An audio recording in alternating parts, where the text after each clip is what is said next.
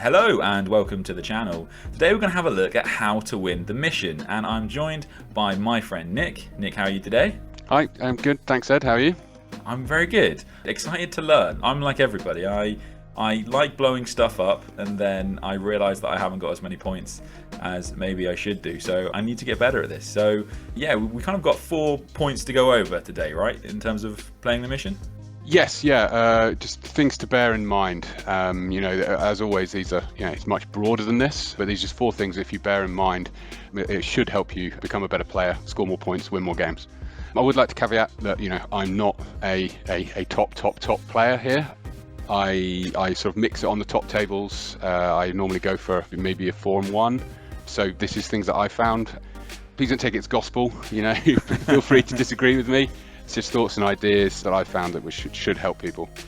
Yeah, well, when I had Kareem on, we were talking about this because I'm a 3 and 2er, me, and I'm trying to get to that 4 and 1. So I kind of view these videos as me trying to become a better player, and then hopefully it makes for good content to the people watching also. So yeah, a lot of this is for me personally. I'm very selfish.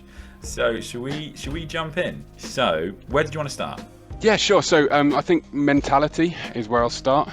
I did really enjoy the video you did with Kareem, you just referenced from LWG. Lovely bloke. Everyone go back and watch that video. Where you touched on the importance of mentality. I couldn't agree more on the points you made at that point. So I don't necessarily want to go over all of that and cover anything like that. And I'm sure you can do another video, another point on mentality in 40K and playing competitively. But what I want to touch on is how important mentality is in winning games and in scoring points specifically. And the reason for that is that the game is about points. And to win a game, this is going to sound so obvious, but to win a game, you have to score more points than your opponent, yeah? Not necessarily kill more, is something to remember. It's more relevant than ever in 9th, because 8th edition, people that can remember that, it became very focused on killing, especially if you played sort of Maelstrom, Eternal War. ITC balanced it. That's one of the other gaming formats that became the more dominant one. But even then, there was still a focus on killing secondaries. And in 9th, I've found far more circumstances where I've basically been tabled, but still won. Sometimes quite comfortably. I mean, not all the time, but I get to a point where I only have a handful of models left, but I've managed to rack up considerably more points over the course of the game. There are some exceptions. If you could table your opponent in turn 2, you're going to severely limit their ability to score, and regardless of how slow or whatever your army is, if you've got 4 turns to do it, you're going to rack up some good points.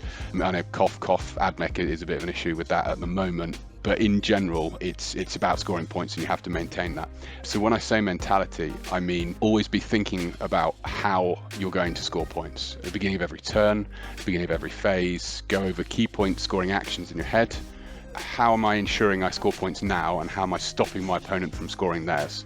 Always have those points in your mind when you formulate a game plan, a turn plan, a phase plan.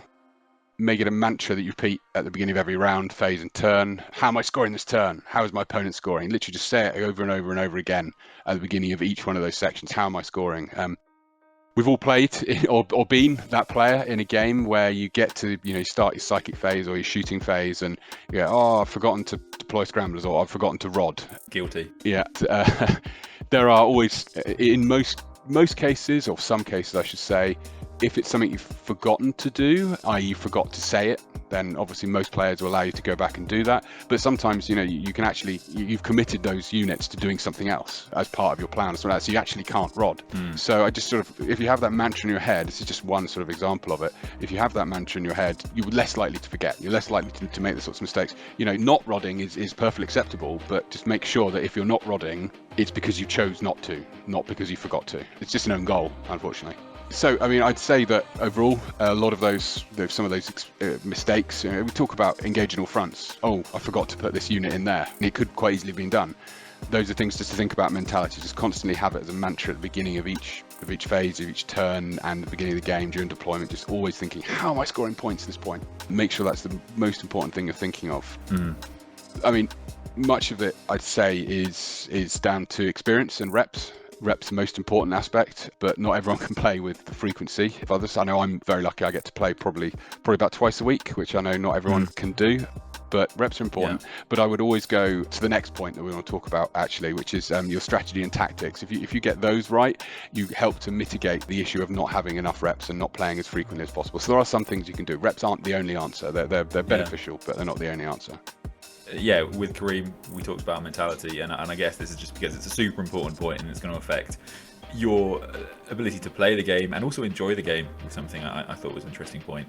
But totally, reps are the most important thing. If you're watching this video, stop now, go play a game. It's much more important than Yeah, roll dice, make mistakes. I know this is a Yeah. classic one across it. You learn by making mistakes. Obviously, you want to avoid making mistakes, and you have more fun when you don't make those mistakes, etc., etc. But making mistakes actually in reps is one of the quickest and fastest ways to learn. But having said that, we want to talk about strategy versus tactics in terms of how you score points in a mission.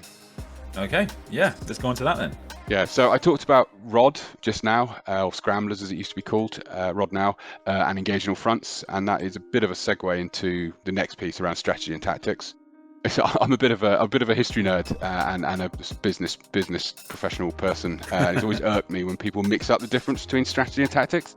And I'm not talking in this case about how important strategy and tactics are overall. Of course they are massively important, but I'm talking about how they can play a role and how your focus and your mantra and your mentality on winning the game, scoring the points, should affect how you build a strategy and how you use your tactics to execute that strategy. It is important not to mix them up, because if you search, tabletop strategy, then you're not going to get any good results. So make sure you get it right the first time. Yeah, I'm not having a go at certain other YouTube content creators here at all in my definitions of strategy and tactics. But it's a useful way to think about it. And often with these things, it's just a framework to help you think more clearly and to put a structure in place to help you get to a certain point. It's always these sorts of things. So when I say strategy versus tactics, strategy is the overall approach you're going to take to win. Where your points are roughly coming from and how you're going to score more than your opponent. So what's the rough overall approach you're going to take it? A lot of that is dictated by list building, which I do want to talk about sort of later. Yeah. But let's put that to one side.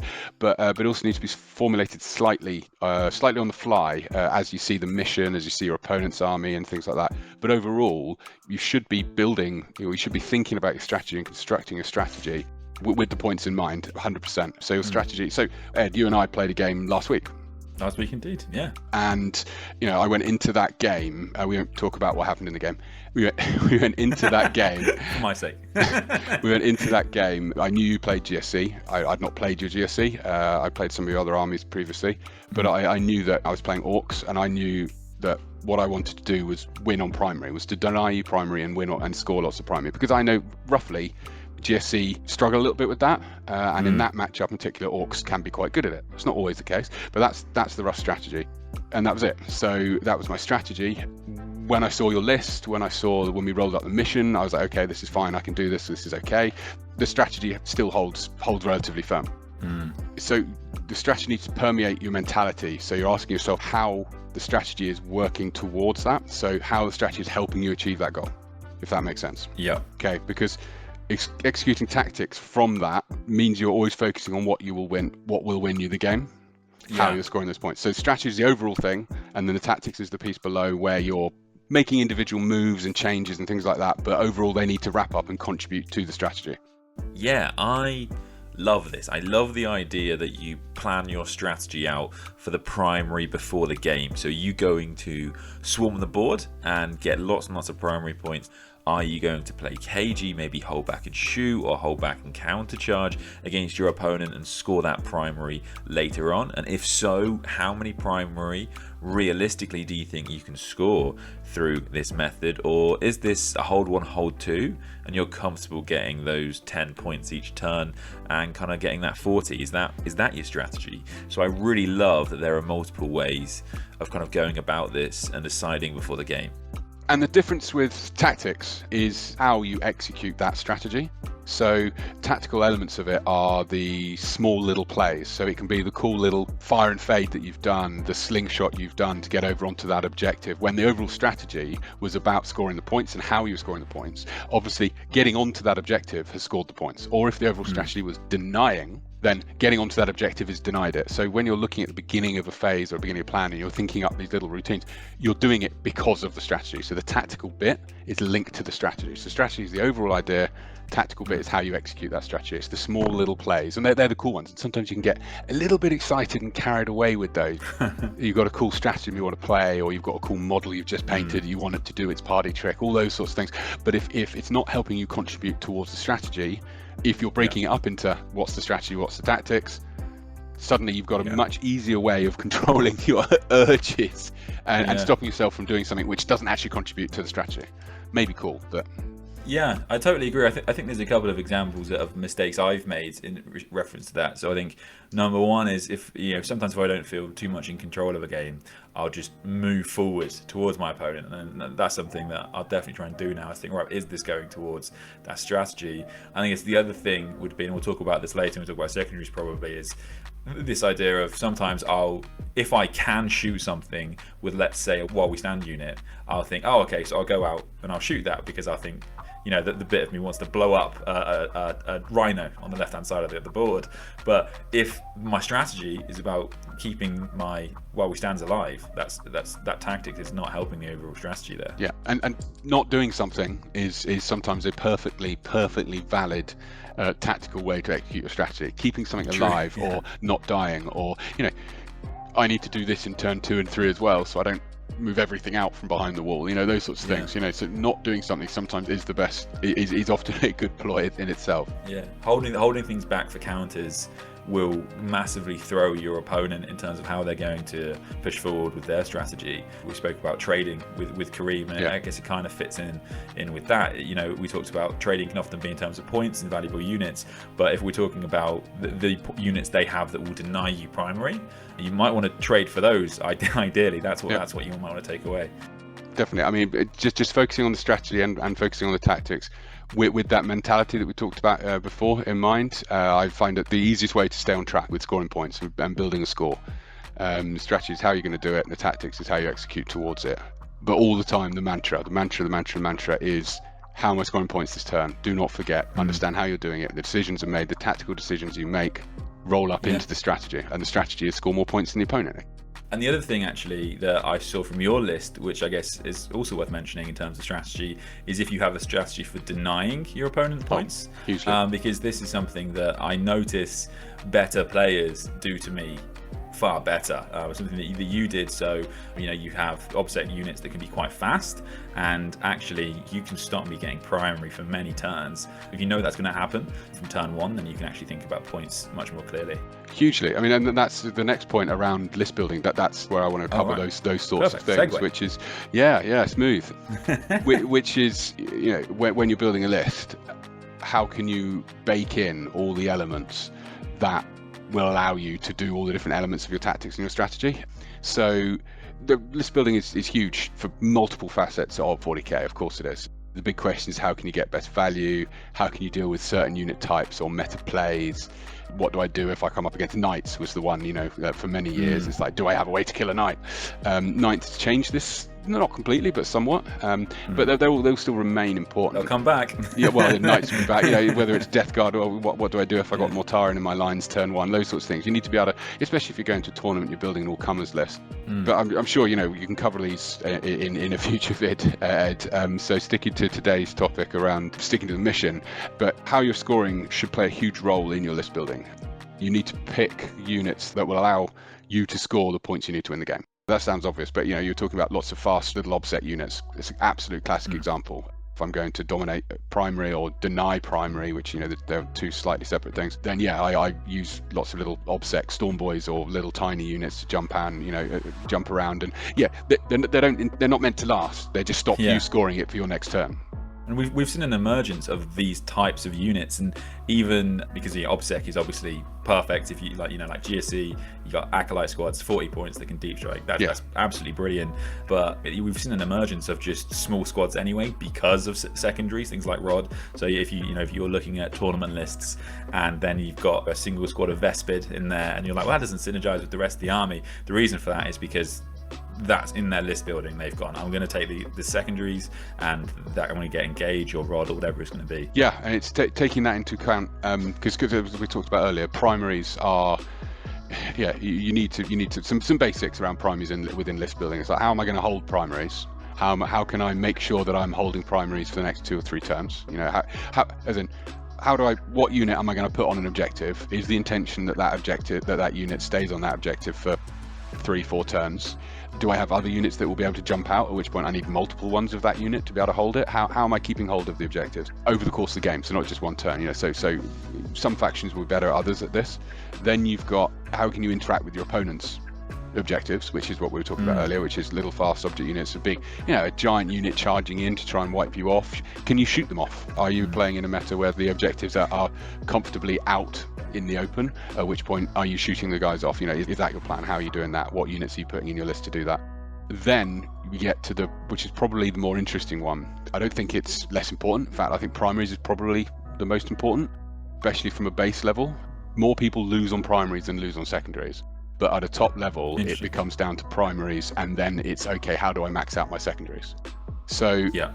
I'm not sure if you agree with that. Again, feel free in the comments to tell me I'm wrong. But that's in my experience, that's what I find is, like, especially playing with, Orcs got a new codex on the horizon, but especially playing with a supposedly slightly weaker faction in the main, I definitely find that you win or lose a game on primaries more often than secondaries, I find. No, for sure. So secondaries, just, you know, so we talked about primaries, but then it comes down to secondaries. And obviously we want to talk in a little bit about secondary choices and how you choose secondaries, and that is a very interesting one. But before that, in the list building section around secondaries, you know, little fast units, I always have an eye on secondaries as I build a list. You have to. You really, really have to. Because you have to make sure you're baking contingencies in there. Okay. You should be able to pick 3 secondaries, really, that you are confident of scoring 5 to 10 points on, regardless of what your opponent brings. Okay. So that's what I always do. Even if it's only 5 points, I will be able to score 5 points. Often these are the ones that rely on movement, engaging all fronts. Rod is obviously a decent one there, but also, you know, behind enemy lines, and to a certain extent things like stranglehold or domination as it used to be. You can build that one into your list if you're not a particularly tough army, because you score that in your turn. Yeah. And that's definitely one to consider about when it is scored, because obviously something like, a lot of the action ones, you have to stay alive, and that's why you don't see those ones so much, because they're quite difficult. Yeah, definitely. For me, it comes down to control, and as I said, we'll talk about choosing secondaries shortly and some of the better or worse options. So just from a list building perspective, if you can build a list that allows you to do ones that are more fully within your control, so a lot of the movement-based ones, positioning ones, then you're putting yourself in a better position. I'm not saying those are always the best choices to take, but you should be building a list that will allow you to have those as an option, as a fallback, as a baseline, so to speak. Other examples of this are the While We Stand We Fight, or To the Last, as it's now called. I need to shake off these old names. To the Last, it's a good one to build in as a contingency in your list. And it sounds like we're talking about choosing secondaries here, but really, really, really want to hammer down on the list building element of this, because you can tinker, you can play with your list to be able to make certain secondaries actually viable and enable you to actually score those secondaries. So as I said, To the Last, an example here is, you know, Orc Boy is traditionally always been run. It may well be, it is changing probably, but historically over the last sort of 5 years, the best way to run an Orc Boy is 30 of them in a blob, or sort of 25 plus, because opens up all sorts of benefits. But the issue with having a blob of 30 boys is that they're invariably the most expensive unit you've got. And normally if you've got one blob of 30 boys, you're on a play style of maybe 3 blobs of 30 boys. So I looked at all of the secondaries and said, okay, what can I do to make scoring some of these more simple, more easy? And previously I'd always just gone, while we stand and fight, it's impossible because it's just going to be on the Orc Boys and I don't want to not use them. So what I actually did was I went, okay, how small a squad of Orc Boys can I make before they're not the most expensive unit?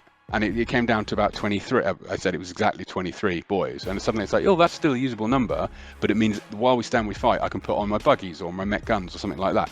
I don't do it every game, but it's an option and it's in there as a contingency. Yeah. So that's the list building stage.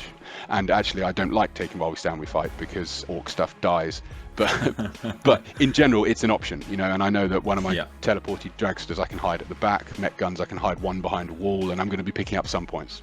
Yeah, that's interesting. Yeah, To the Last is another one I see people plan for quite a lot, actually. Yeah, I feel it needs to be a standard one. You need to have a play in most competitive lists that While We Stand is an option. Because basically what that comes down to is the next point, which is around choosing secondaries, which I find the most interesting. It's almost like a game within a game, because when you're playing good players, secondaries scoring is quite difficult. You can't rely on their list giving up easy points, which is when we talk about the list building stage, you need to be able to go into that game with an all-comers list, knowing that worst comes to worst, I've got 3 secondaries I can choose. They might not be great, but I'm confident of scoring 5 points on them, 10 on one, 8 on the other, 5 on the other. I'm confident of doing that with the list that I've got currently, because there will be some armies, some factions are better than this than others. Space Marines just really just don't give up secondaries. Just build one without much thought and you don't really give up secondaries. But you can guarantee that most players across factions will have built their list with giving up secondaries in mind. Yeah, absolutely. Well. So you need to, when I say list building in terms of focusing on the mission, list building to score points, list building to score secondaries, make sure you've got a baseline choice of secondaries before you even see what the mission is and before you even see what you're playing. Yeah, and the other interesting thing I've seen some people do, which I think is probably quite a high level thing to pull off, but sometimes people build their list to encourage secondaries, to force their opponents to play a certain way. And so yeah, you can get this, like you say, game within a game. You can get quite psychological about all of this. Hugely, and when we talk about, we can move on to choosing secondaries, but when you talk about it, you just said, you're right, a game within a game is this sort of, you're playing versus your opponent here, and a lot of the time, it's about, for me anyway, secondary choosing is about control, and I'm coming across, what I'm about to say make me sound like a real control freak. I'm really not, but I don't like losing control of my ability to score. Yes, sure. It's a game, you always interact, there's always going to be a level of interaction with the opponent, but there are some secondaries that the opponent has more control over your ability to score. So when you look at the table, you've got, you go up to the table, you've got your baseline secondaries in your mind that you created when you were writing your list. You walk up to the table, you see your opponent's thing. The temptation, you go, oh, they've got loads of vehicles, or oh, they've got loads of characters, or they've got loads of bodies. You look at those, you can suddenly go, oh wait, no, I'm going to take this. I'm going to take bring it down, I'm going to take assassinate, I'm going to take whatever it is. But you just really think carefully there, and what you need to do, and this is like the secondary benefit of having the baseline secondaries built into your list building stage, really think about, is this definitely better than my built-in baseline secondary? And that when you're making that decision, very much take into account how your list plays, what you're capable of doing, what your play style is, and then to your point exactly then, it's like, what is the opponent going to do here? How are they likely to play? Are they assassinate? Are they a list that has 8 characters? But yes, that's great. Or with 4 or 5 characters. But are they all characters that are going to sit at the back behind a wall buffing people all game? Sure. And are you an army that doesn't really get close to them? At which point it doesn't matter. It doesn't matter if you can max assassinate. You're not going to. Yeah, that's a good point. Yeah. And then finally, on this, to your point there, which is like, the game within a game, people will try and trap you into it, like vehicles that have got feel no pains and invuns that can fire and fade, stuff like that. They can bait you into taking this.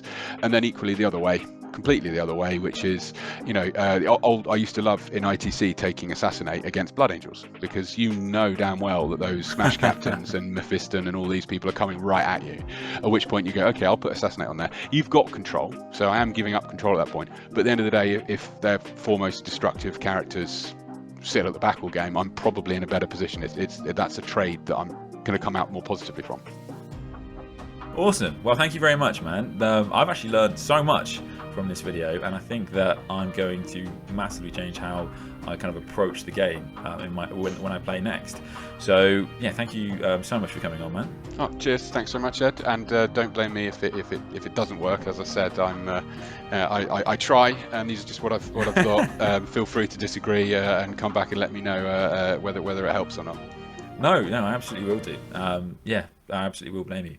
But fundamentally, the same as when I had Kareem on, you're just one of the people that I know that, like myself, just loves talking about 40K. And so I thought, let's record these conversations if they're constructive. And I hope this has been a really useful video for everybody watching along at home. So thank you very much. Please do like and subscribe and all that good stuff. And I'll see you guys for the next one.